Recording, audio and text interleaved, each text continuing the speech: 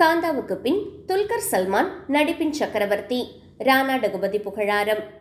துல்கர் சல்மான் நடித்துள்ள பீரியட் படமான காந்தாவின் ட்ரெய்லர் வெளியீட்டு விழாவில் அப்படத்தின் இணை தயாரிப்பாளரும் நடிகருமான ராணா டகுபதி துல்கரின் நடிப்பு திறமைக்கு மிகப்பெரிய புகழாரத்தை சூட்டி தமிழ் சினிமா வட்டாரத்தில் பரபரப்பை ஏற்படுத்தியுள்ளார்.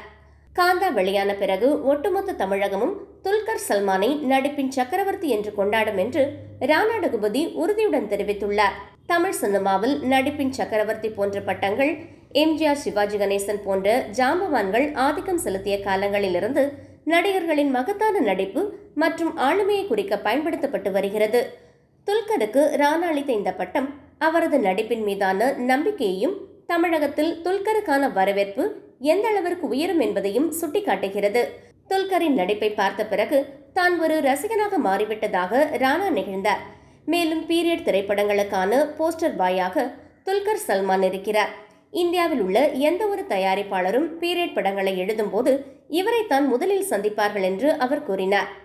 துல்கர் சல்மான் ஏற்கனவே மகாநதி மற்றும் சீதாராம போன்ற வெற்றிகரமான பீரியட் படங்களில் நடித்து தனது கம்பீரமான தோற்றத்தாலும் அந்த காலத்து வேடங்களுக்கேற்ற உடல் மொழியாலும் ரசிகர்கள் மற்றும் விமர்சகர்கள் மத்தியில் தனித்துவமான இடத்தை உறுதி செய்துள்ளார். 1950களில் மெட்ராஸ் பின்னணியில் உருவான காந்தா தமிழ் சினிமாவின் முதல் சூப்பர் ஸ்டாராக கருதப்படும் நடிகர் MK தியாகராஜ பாகவதரின் வாழ்க்கையை அடிப்படையாக கொண்டது என்று கூறப்படுகிறது.